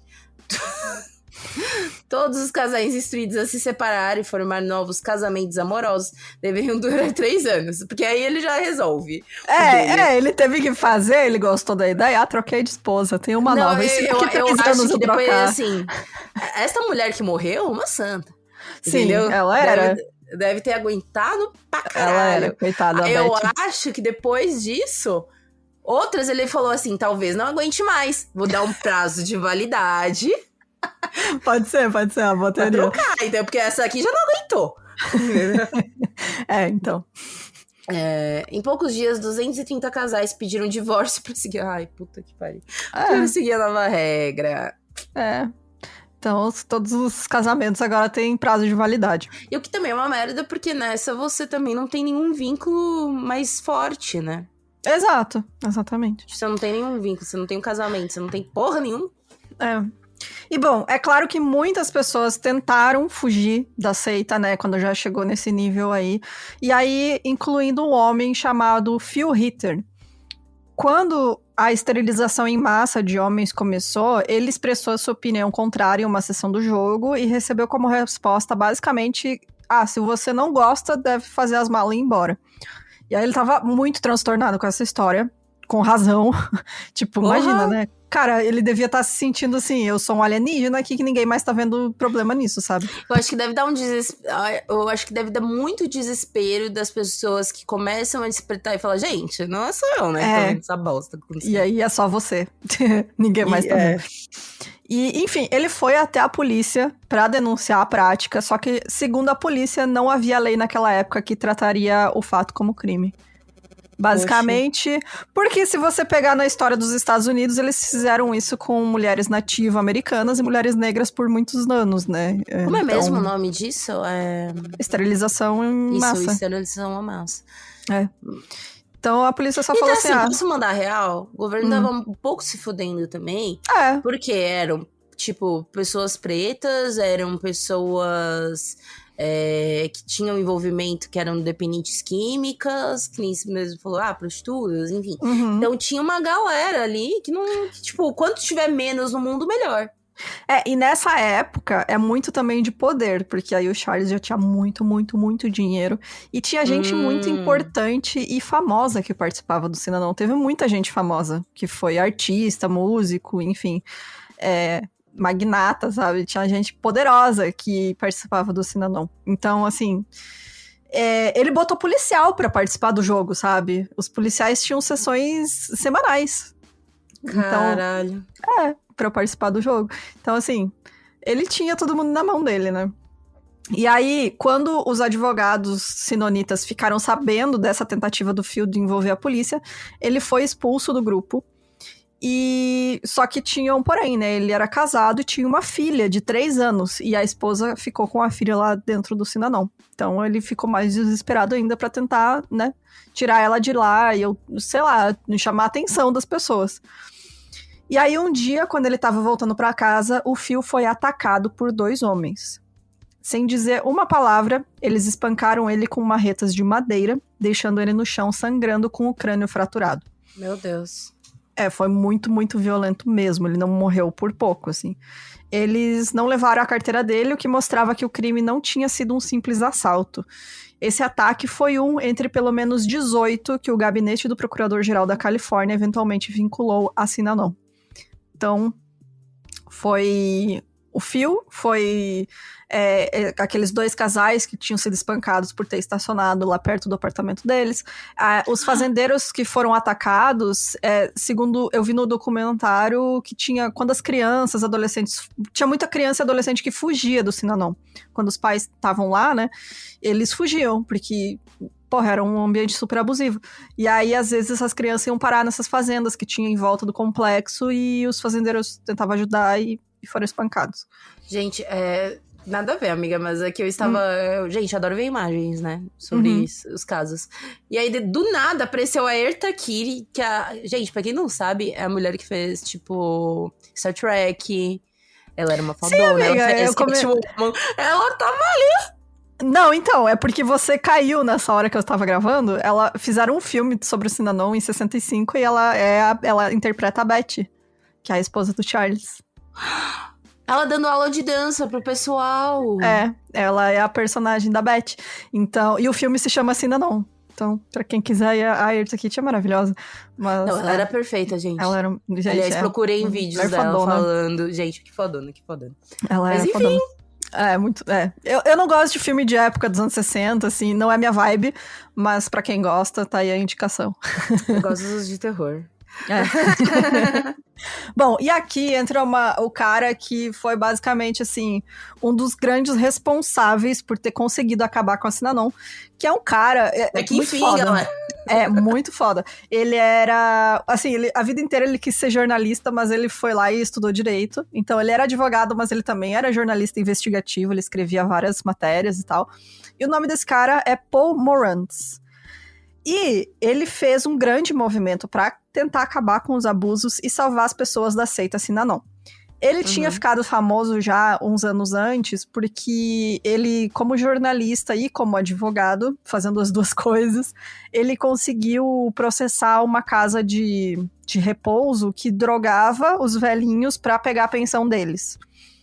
Então, assim, eles mantinham eles lá drogados, enfim, né, dopados, e aí eles coletavam as pensões. Então, ele conseguiu descobrir todo esse esquema, foi um escândalo bem grande. E aí, por conta desse trabalho dele, em junho de 77, ele recebeu a ligação de um cara chamado Ed Guin, contando uma história que era bizarra e impressionante. O Ed falou assim, eu sei que você já fez coisa parecida, então tô aqui, preciso da tua ajuda. Qual que era a história? A esposa do Ed, chamada Frances, tinha um histórico de psicose.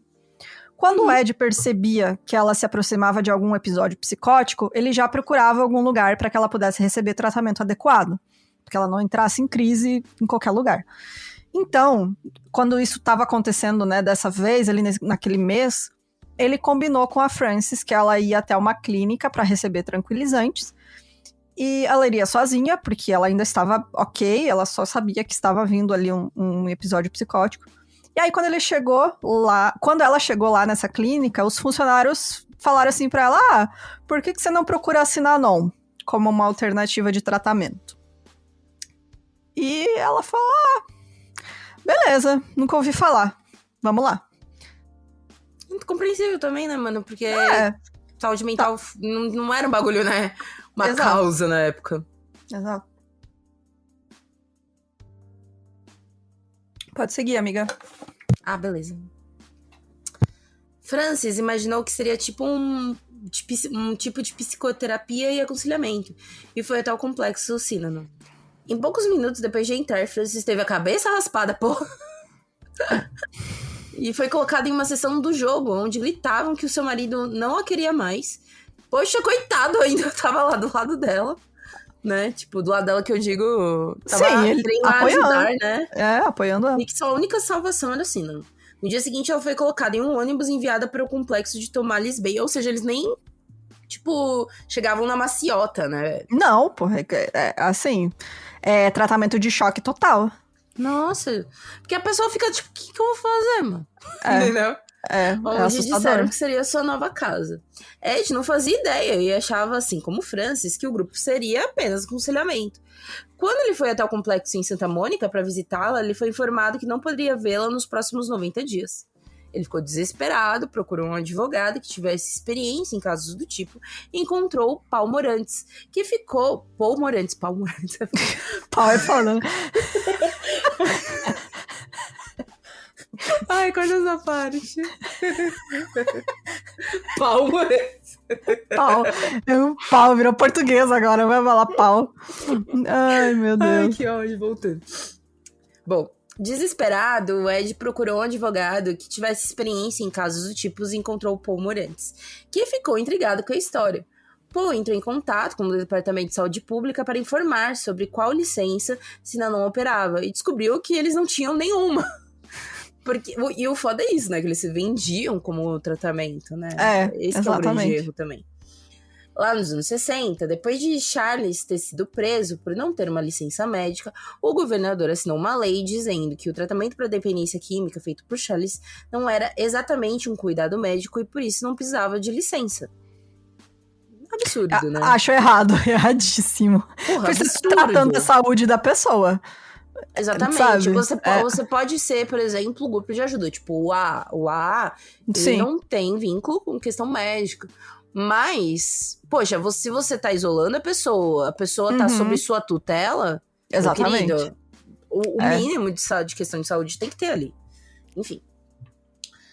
Mas como a lei não especificava nada sobre o tratamento de doenças psiquiátricas, eles poderiam ser pegos com o caso de Francis. Paul conseguiu pressionar a seita a libertar Francis. E quando ele foi com Ed buscá-la no complexo, ele viu um mar de gente careca usando macacões e sorrindo. Paul afirmou que aquela visão lhe deu arrepios. Pô, imagina. Porque eles também ficam de filme, né? Eles ficam se questionando também quantas pessoas talvez não estejam no mesmo estado da minha mulher e talvez... Porque até que eles foram, entre aspas, rápido, né? Uhum. Mas... ela não sei, né? Mas, tipo, talvez ela não sofreu a mesma lavagem. Mas essa galera aí já recebeu uma lavagem. Sim, né? Exatamente. E naquele dia, o Paul declarou guerra contra a Synanon e o Charles ficou furioso. Na rádio interna que eles tinham no complexo, o Charles reclamou dizendo o seguinte: Quem é esse cara Morantes? Por que ninguém quebra as pernas dele? Então... Em setembro de 77, o Paul conseguiu ganhar uma ação no valor de $300 mil, no caso da Francis, que foi sequestrada e mantida em cativeiro pela Synanon.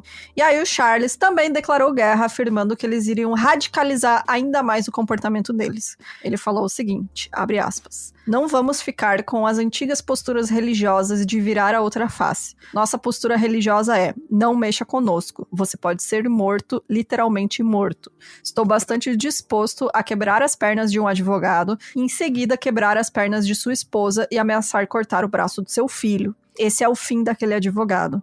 Essa é uma forma muito satisfatória e humana de transmitir informações. Eu realmente quero uma orelha e um copo de álcool na minha mesa. Sim, de fato. Fecha aspas. Anos 70 também, né? Eu tava cagando de medo. Porque assim, não tô dizendo que hoje em dia este tipo de ameaça não vingue.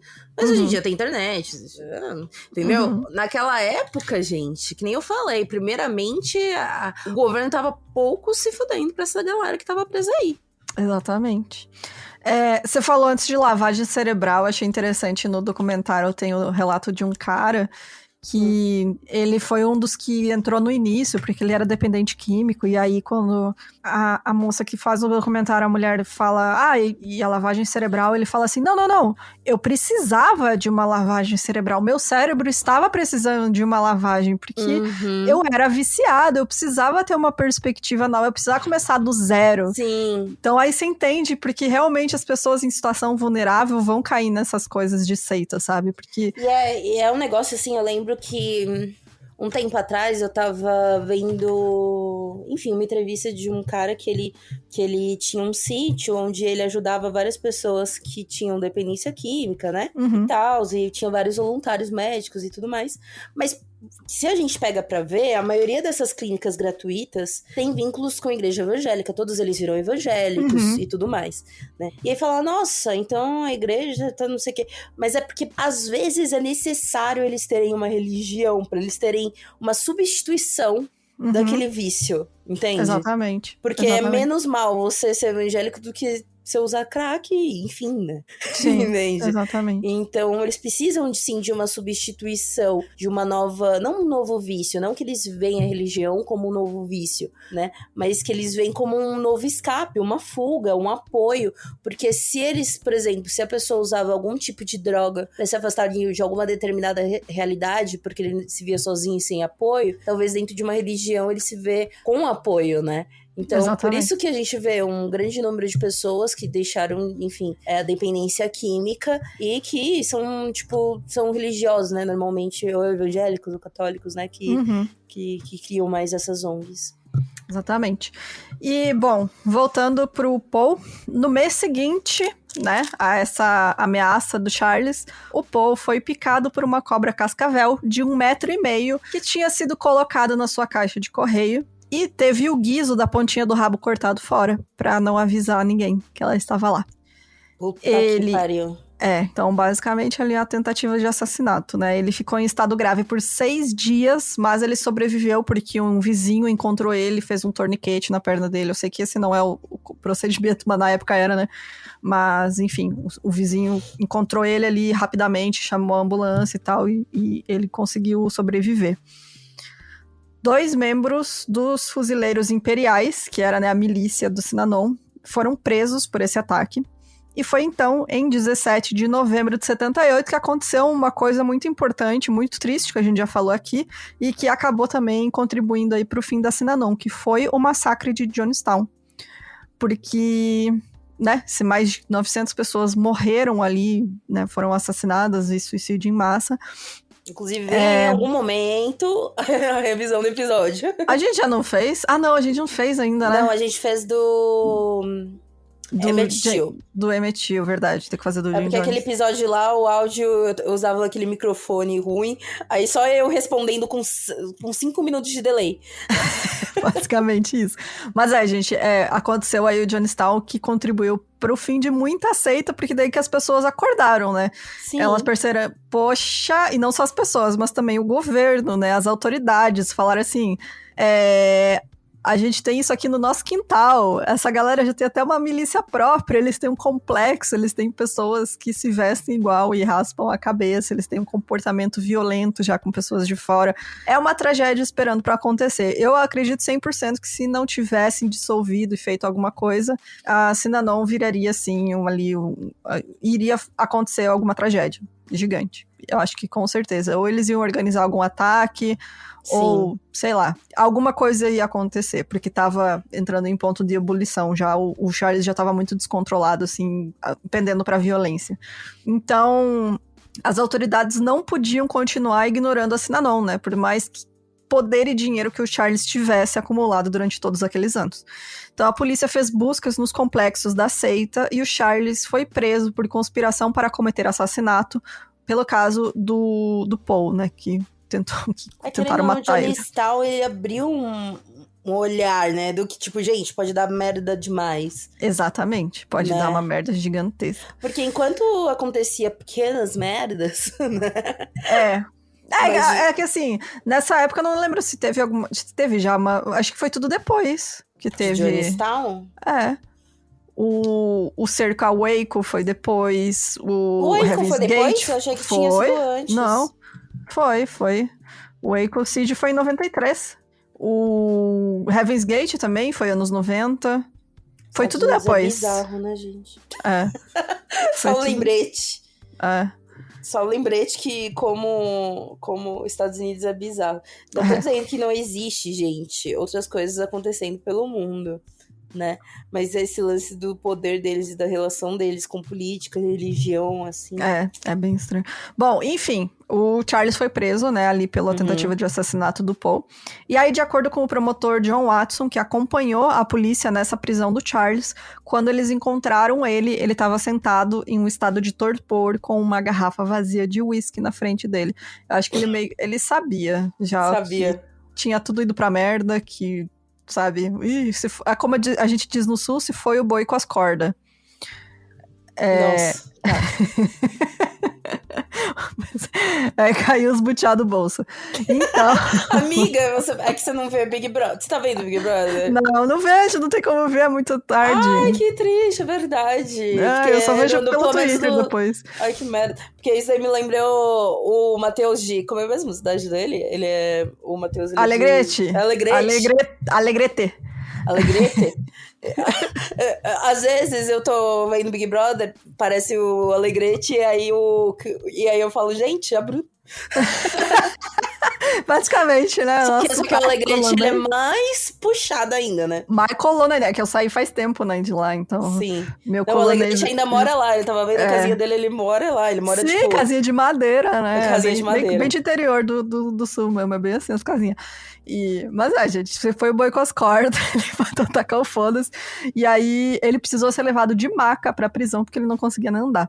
Então, assim, ele já tinha aceitado ali que a casa caiu, e é isso, né? O cara acabou. Bom, gente, bizarríssimo. Até hoje, há divergência sobre se Charles ordenou a violência perpetrada pelos membros do Synanon ou apenas influenciou com sua raiva.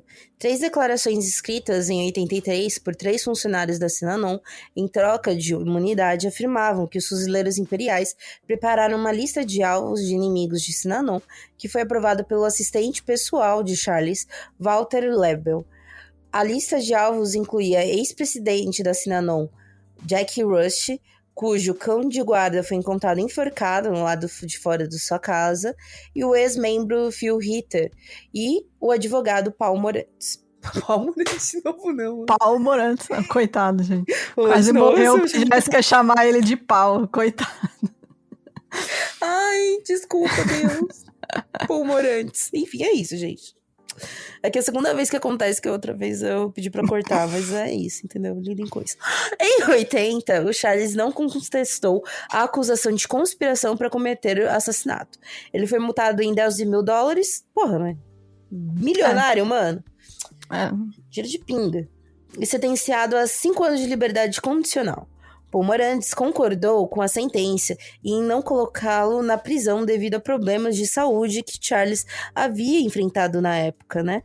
Tipo, já tá pra morrer, né? Então deixa basicamente, ele falou, o velho já tá pra morrer, deixa ele, não precisa ficar preso, né? O mais importante era tirar a galera dali, né, na real. Ele também foi proibido de ter qualquer filiação com a Synanon. Ou seja, a Synanon ainda continua existindo, né? Não. Acabou. Assim, peraí, não termina ainda. Sem o líder, a seita foi se desfazendo, porque o Charles era o cara que segurava todo mundo lá, né? Então, tanto que as pessoas que ele colocava no comando não era gente competente para comandar, era gente que ele podia controlar.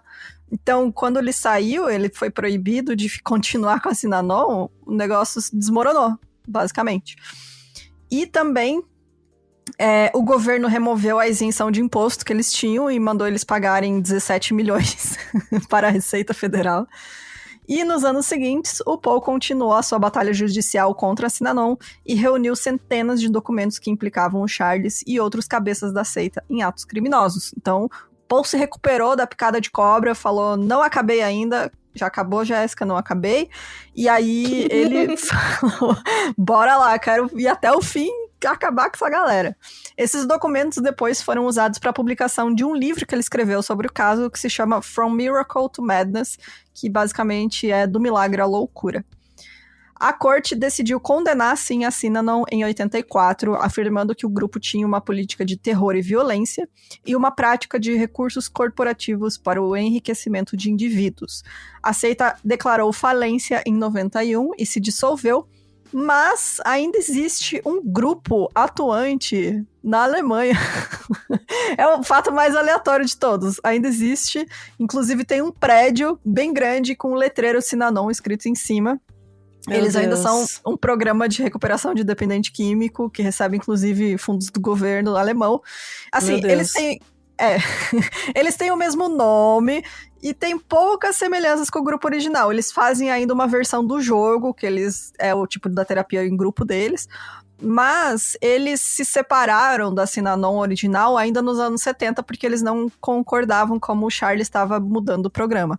Então, foi desde os anos 70, eles viraram meio independentes e continuaram, assim. Então, até hoje, eles são... Mas pelo que eu vi de comentários de alemães, eles são uma alternativa para quem é dependente químico, só que eles são muito, muito, muito rígidos, muito estritos.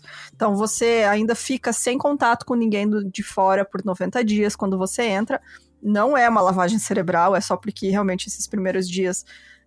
tem muita chance da pessoa voltar, né? Ter um relapso ali. E a pessoa voltar para as mesmas amizades, enfim. Exatamente. E aí eles têm essa política bem rígida. Que se você entra lá, você tá lá pra se recuperar e pra largar as drogas. Então, você vai ficar 90 dias, depois você pode ter acesso ao mundo exterior.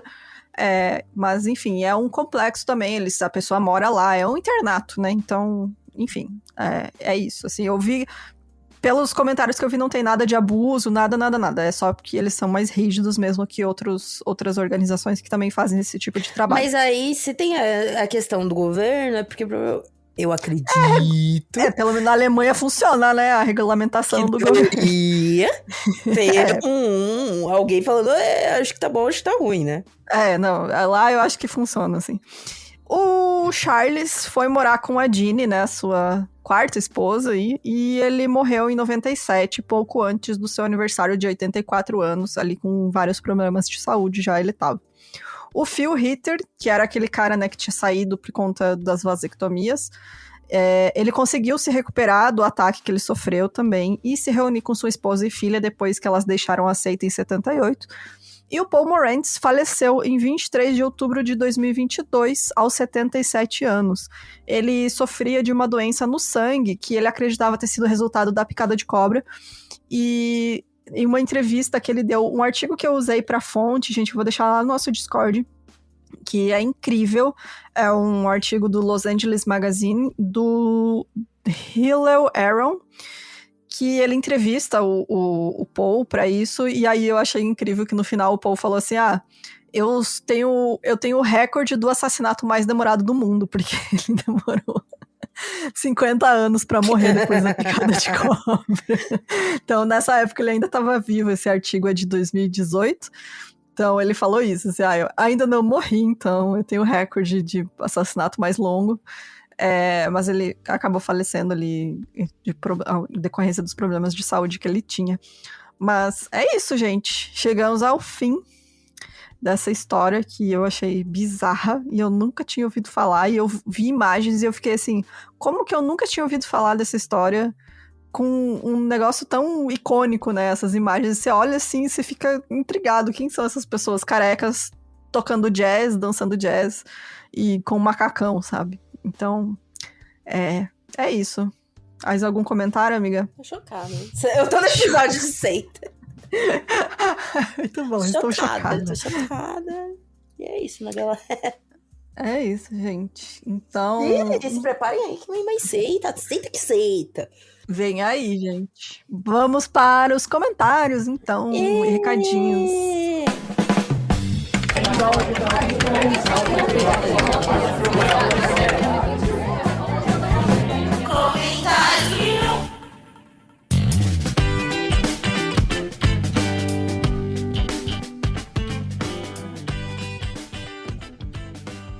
A gente vai comentar sobre qual episódio, amiga. Nem sei, amiga. Que não apareça na mulher.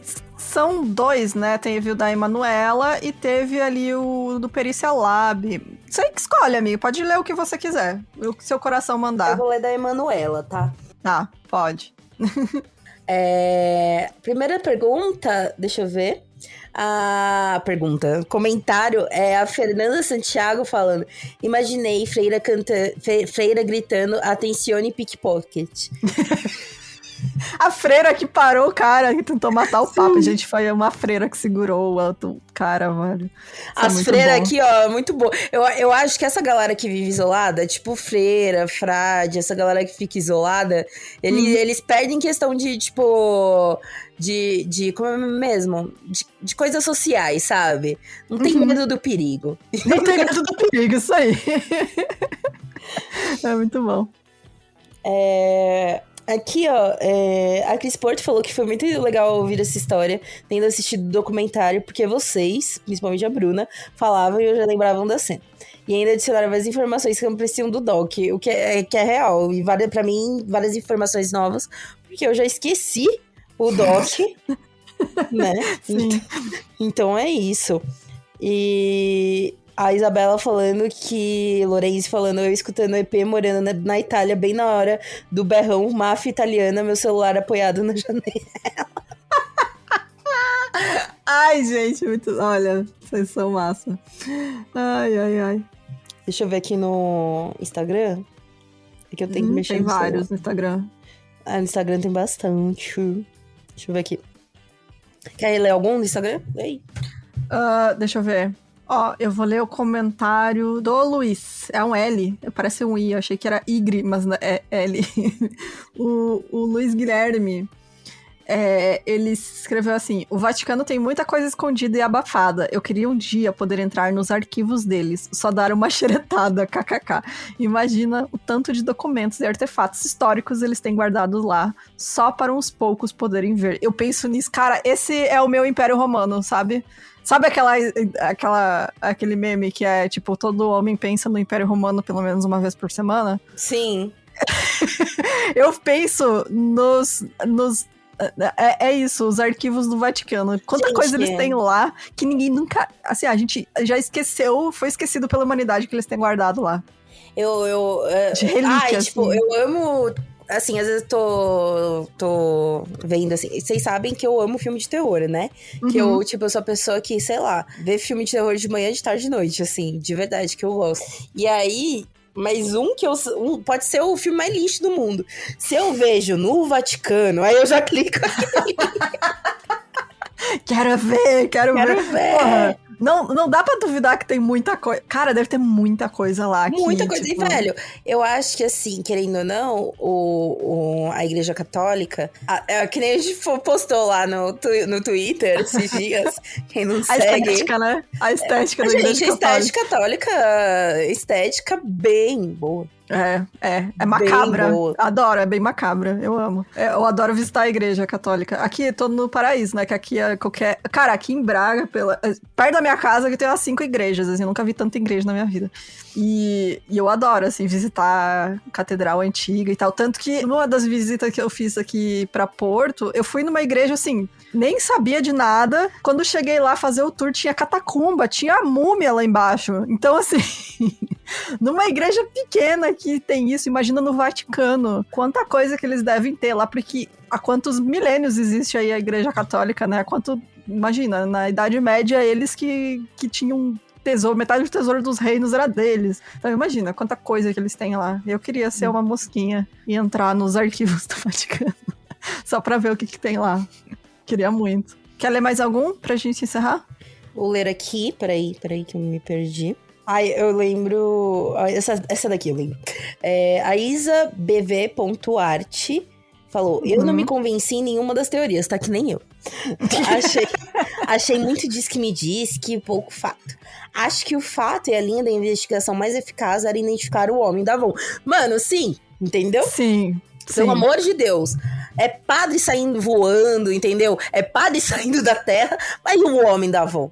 O homem da Avon. Pô, a coisa perdeu muito foco. Acho que a chave também é a família descreditar as teorias de abuso. Concordo com a Jéssica. Fico muito cética sobre quando esses abusos aconteciam. Ser uma cidade pequena, apesar de parecer que ajuda a acontecer no jardim da casa dela, na verdade dificulta acontecer sem testemunhas concretas. Concordo que o Vaticano deve ter segredos pesadíssimos, mas acho que a família dela também teria muitos segredos diante de um cenário assim. Não acho que ela teria vivido em Roma e nem tenha morrido naturalmente tal. Acho que talvez a teoria mais simples é a verdadeira. Não descarto abusos das autoridades religiosas, mas talvez não seja algo tão gigantesco assim. Ai, concordei muito com você, Isa. Gostei. Concordei demais, porque pra mim é isso, assim. Não tô dizendo que a Igreja Católica não vai ter abusos e coisas do tipo, mas, é que eu acho que a gente tá tão acostumado também com esse imaginário de seitas dentro do Vaticano, de sei lá o que, que a gente imagina tudo que acontece de criminoso por lá deve ser algo grandioso, enorme, e muitas vezes não é, né? Sim, também. Eu só... Quer falar mais uma coisa? Não, tô de boa. Só terminar com o comentário da Milena Batista, porque eu acho interessante esse caso também. Ela falou: ótimo episódio, meninas. Esse caso é uma loucura e muito triste. Vocês conhecem a história da senhora que desapareceu no Santuário de Aparecida em 2012? Parece que até hoje não tem nenhuma pista. Esse caso, gente, é bizarro. Eu não sabia. Olha que eu já fui lá tantas vezes. Você não conhece? Menina, não...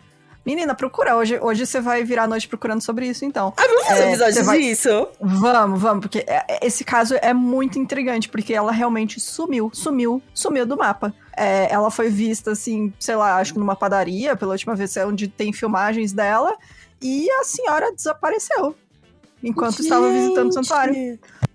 Apesar que aquela merda é gigante, né? É gigante, pois é. A gente já foi lá, eu tenho lembranças, eu amava quando era criança, que no estacionamento vendiam uns sorvetes gigantes, que era um sorvete napolitano, que era um rolão, assim, gigante, assim. Nem cabia na minha boca de criança, porque lá era um calor do caralho, Aparecida também, gente. Mas assim, ó, pra quem gosta de questões religiosas, é um bom passeio, porque a cidade é turística, né? Então, sim. Mas, voltando, não sabia. Não sabia, esse caso é até hoje, assim. Amiga, se você escreveu, eu tenho vários comentários. Eu vou ver, eu vou minhas verificar. aventuras de lá. Inclusive, quando eu tive crise de choro e cagaço, todas as vezes que eu ia entrar naquela igrejinha que tinha as peças de cera, e minha mãe fez o joelho dela e eu comecei a chorar. Eu vou contando essas histórias maravilhosas. Sim, que as pessoas levam o membro, né, que curou e tal. Minha mãe levou a porra do joelho dela. E aí... O joelho de cera, mano. Imagina a Jéssica desesperada que a mãe ia deixar o joelho lá. Ai, depois eu tenho várias histórias ótimas. O dia também que eu bom. tive cagaço e tive... Nossa, tadinha da minha família, gente. Olha, insuportável. Eu não queria atravessar a ponte pra ver a igreja velha, porque eu achava que a ponte ia cair. Entendeu? Ai, muito bom, cara, muito bom. Vamos ter que fazer. Eu vou ver das fontes desse caso, se tem alguma fonte mais densa, tipo livro e tal. E aí... Que não sabia mesmo, gente. Não amei. Eu conhecia já. Mas é isso, gente. Deixa aí seu comentário sobre Sinanon. Se você tiver qualquer comentário mais longo, ou feedback, ou indicação de caso, manda no nosso e-mail, milcrimes@gmail.com. Apoia a gente. Eu tenho recado. Sim, tem um recado. Gente, então, é porque a Bruna, gente, estou chocada. Que nerd foi essa? Que nerd foi essa? Enfim, estava falando sobre Sete Além e a gata não sabe o que é Sete Além. Eu já tinha ouvido falar, mas eu não sabia exatamente o que era. Porra, eu sabia que eram histórias de terror. Anos 2000. Essa época eu tava na comunidade fake, amiga. Eu não tava no mundo real. Eu tinha fake. Eu tinha fake. eu tinha fake do... Qual era mesmo? Aquela série de vampiros? É o... do Vampire Diaries? Não era do Vampire Diaries. Era outra. Era a True Blood. True Blood, tá. Mas enfim, voltando... Eu era emo, eu tinha fake de gente do MySpace.